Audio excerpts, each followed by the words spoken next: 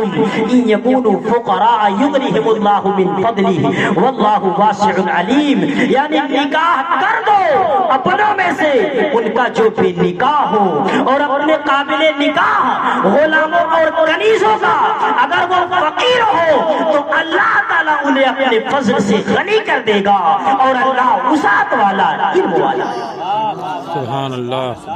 برادران اسلام، نکاح محبت، اتفاق و اتحاد کا ذریعہ اور اللہ تعالیٰ کی نعمتوں میں سے ایک عظیم نعمت ہے.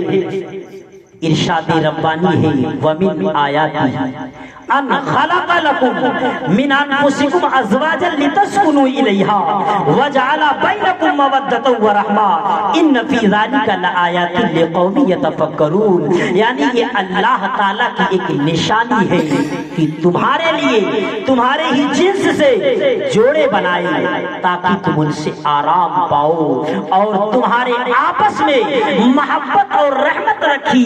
یقیناً اس میں غور کرنے والوں کے لیے نشانی.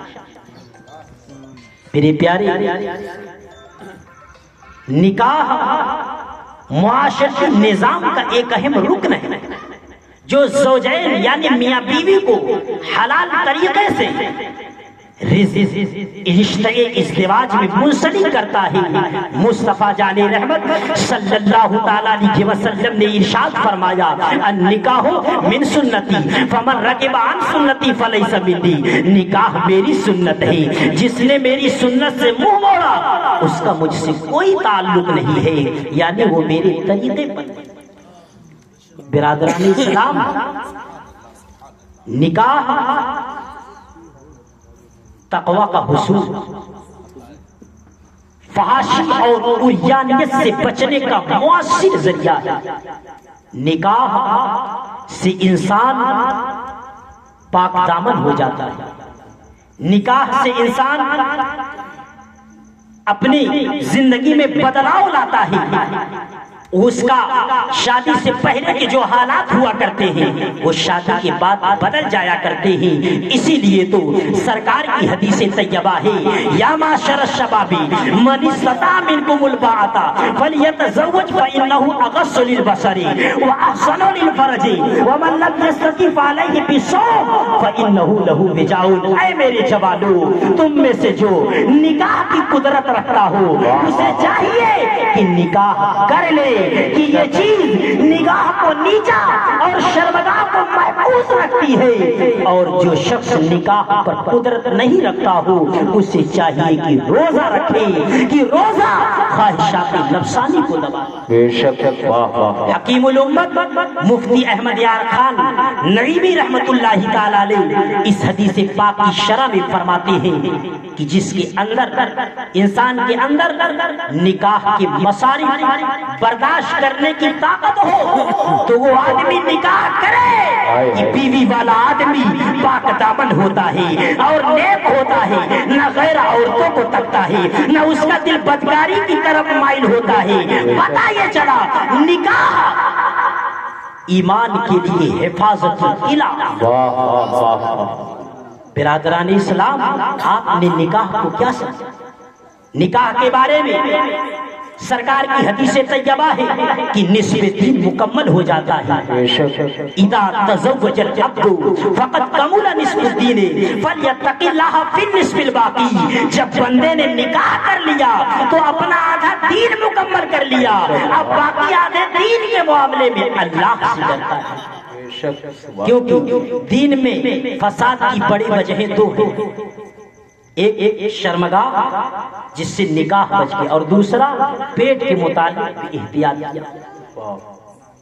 اگر انسان ان چیزوں سے، لیکن آج ہمارا معاشرہ نکاح کو کس طریقے سے فروغ دے رہا ہے. اللہ نکاح تو بڑی اچھی عبادت ہے، بڑا اچھا معاملہ و معاہدہ بھی ہے، لیکن ہم نکاح کو کس حیثیت سے لے کے جا رہے ہیں، کس موڑ پر لے کر کے جا رہے ہیں۔ آج ہمارا اور آپ کا حال یہ ہے کہ جب ہم لڑکی دیکھنے کے لیے جاتے ہیں تو سب سے پہلے اس کی خوبصورتی کو دیکھتے ہیں، اس کے جمال کو دیکھتے ہیں، لیکن میرے پیارے کیا تم نے نبی اکرم صلی اللہ علیہ وسلم کا ارشاد بھلا دیا ہے؟ کیا تم نے صحابہ رضی اللہ تعالیٰ عنہم کی طرز زندگی کو چھوڑ دیا ہے؟ آؤ آؤ، میرے آقا فرماتے ہیں کہ عورت کے مال، جمال اور حسن و جمال پر نکاح کرنے والوں، آؤ سرکار کی حدیث طیبہ ہے، میرے آقا کا انداز تکلم تو دیکھیں۔ حضرت سیدنا ابو ہریرہ رضی اللہ تعالیٰ عنہ راوی ہے، فرماتے ہیں تنکح المرأۃ لأربع، لمالها ولحسبها ولجمالها ولدینها فاظفر بذات الدین تربت یداک۔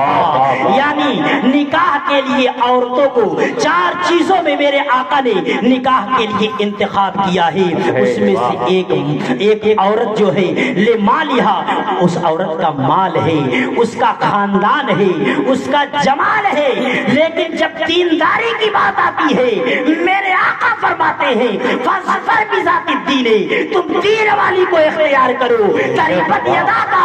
اگر تم میرے نبی اکرم صلی اللہ تعالیٰ علیہ وسلم کی اس فرمان پر عمل نہیں کرو گے تو بھلائی سے محروم ہو جاؤ گے۔